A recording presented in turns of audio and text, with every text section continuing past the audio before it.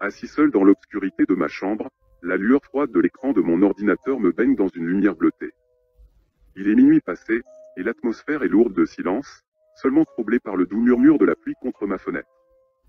Je suis censé travailler sur mon diplôme de fin d'année, mais je suis distrait par une vieille cassette VHS que j'ai trouvée dans une boîte au fond de mon grenier. Il y avait une étiquette éraflée et dessus il était marqué « Histoire de peur ». Curieux, j'insère la cassette dans le vieux lecteur VHS que j'ai récupéré chez mes grands-parents. L'écran s'anime, emplissant la pièce de lueur statique et d'une atmosphère pesante. Une voix sombre, presque inhumaine annonce « Bienvenue dans l'histoire de peur.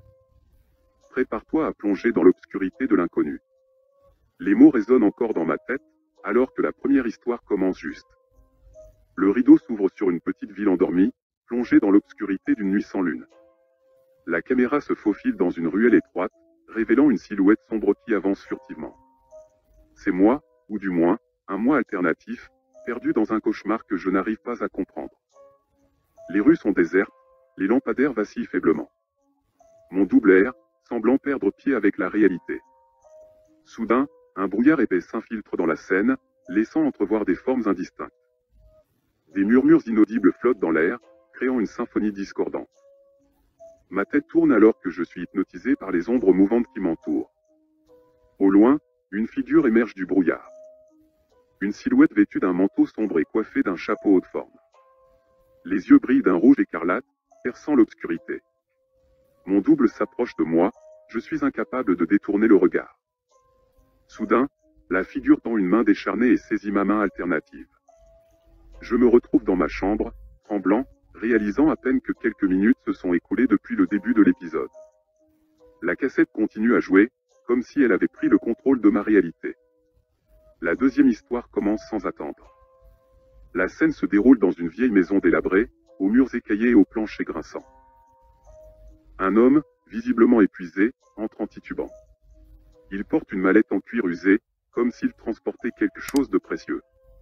L'homme s'enferme dans une pièce sombre et verrouille la porte derrière lui. La caméra suit ses mouvements nerveux alors qu'il commence à inspecter la mallette. À l'intérieur, il découvre une série de cassettes VHS, chacune étiquetée avec une date et un lieu. Ses mains tremblent alors qu'il insère la première cassette dans un vieux lecteur. Sur l'écran, une séquence de surveillance montre un homme marchant dans une ruelle déserte. La date correspond à aujourd'hui, et l'emplacement est étrangement familier. Des ombres semblent s'animer, se fondant dans une masse ténébreuse. L'homme sur l'écran frissonne, ignorant la présence malveillante qui le guette. Soudain, une créature indescriptible émerge des ténèbres, ses yeux brillant d'une lueur malsaine. L'homme sur l'écran tente de fuir, mais les ombres se resserrent autour de lui, formant une prison impénétrable. Les hurlements désespérés remplissent la pièce alors que la créature l'engloutit. La cassette s'arrête brusquement, laissant l'homme dans la pièce dans un silence déconcertant. Il sait maintenant que quelque chose d'innommable l'attend dans les ténèbres, une entité qui le traque sans relâche. Je suis secoué, les deux histoires se mêlant dans ma tête. La cassette continue de tourner, mais mon cœur bat la chamade. La dernière histoire s'annonce et je suis pris au piège, incapable de résister à la fascination morbide qui me retient dans l'obscurité d'histoires de peur. L'écran s'ouvre sur un hôpital abandonné, ses couloirs silencieux éclairés par une lueur faiblarde. Une infirmière hante les lieux, son visage masqué par une expression vide. Elle se déplace de chambre en chambre, suivant une routine étrangement ritualisée. Chaque chambre cache un secret, un patient tourmenté par un destin sinistre.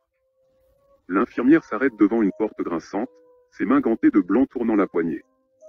À l'intérieur, un homme est attaché à un lit, ses yeux écarquillés révélant une terreur profonde.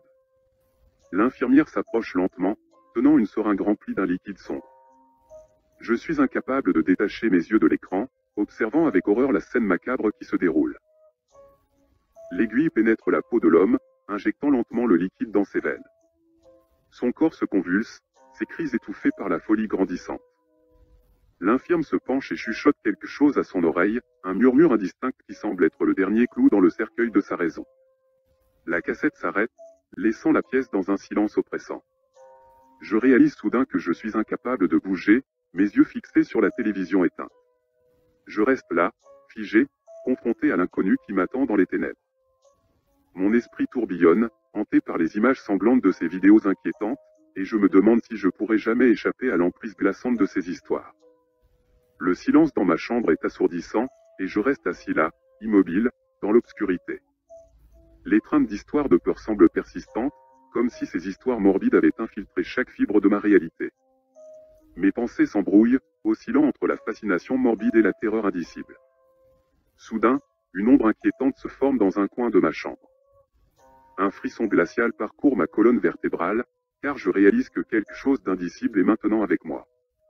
La silhouette prend lentement forme, révélant un être déformé, mi-humain mi-cauchemar. Ses yeux brillent d'une lueur surnaturelle, et un sourire dément étire ses lèvres. Tu as choisi de regarder, de t'immerger dans les histoires de peur, murmure la créature, sa voix résonnant comme un écho provenant d'un autre monde. Maintenant, tu es lié à nous, à l'inconnu. Paniqué, je tente de me lever, mais mes jambes semblent enracinées au sol. La créature s'approche lentement, chaque pas résonnant comme une sentence irrévocable. Les images des histoires défilent dans ma tête, créant un tourbillon de terreur et de confusion. Nous sommes les conteurs de l'horreur, les architectes du cauchemar, poursuit la créature. Chaque spectateur devient un acteur dans notre sinistre théâtre. Tu as invoqué histoire de peur, et maintenant tu es destiné à jouer ton rôle. Des murmures indistincts remplissent la pièce, comme si les ombres elles-mêmes chuchotaient des secrets insondables. La créature lève une main déformée, pointant dans ma direction. Soudain, la pièce s'illumine d'une lueur rougeâtre, et une force invisible me pousse violemment en arrière. Je me retrouve soudainement dans la première histoire, errant dans les rues désertes de la ville endormie. Les ombres se tordent autour de moi, les murmures s'intensifiant. La silhouette vêtue de noir émerge de la brume, tendant sa main décharnée. Mon double, pris au piège dans le récit, tend la main vers moi. Chaque choix a des conséquences, chuchote la créature derrière moi, sa présence imposante me pressant de continuer. Tu as regardé, et maintenant tu participes. Je suis piégé dans une boucle infernale, revivant les histoires de peur comme un acteur impuissant. La deuxième histoire se déroule devant moi, avec l'homme épuisé et les cassettes maudites. Je le regarde, réalisant que c'est moi, condamné à revivre ces scénarios morbides à jamais. La troisième histoire se profile, avec l'infirmière sinistre et les horreurs de l'hôpital abandonné. Les cris déchirants résonnent dans mes oreilles, et je sens la folie s'infiltrer dans mes pensées. La créature rit, un rire qui semble provenir de l'abîme lui-même. Chaque histoire a un dénouement, dit la créature, sa voix se mêlant au hurlement des cassettes. Les histoires de peur ont leurs victimes, et maintenant, tu es l'une d'entre elles. Je me réveille dans ma chambre, mais quelque chose a changé. Les murs suintent d'une obscurité palpable, et la créature se tient à côté de moi, observant mon désarroi avec satisfaction. Les cassettes d'histoires de peur venaient de disparaître, mais l'horreur persiste. Je suis pris au piège dans cette dimension cauchemardesque, condamné à revivre les histoires sanglantes pour l'éternité. Les murmures continuent, les ombres dansent, et je réalise que j'ai involontairement signé mon entrée dans l'inconnu. Mon existence est devenue une performance morbide, une pièce macabre dans le théâtre sans fin d'histoires de peur.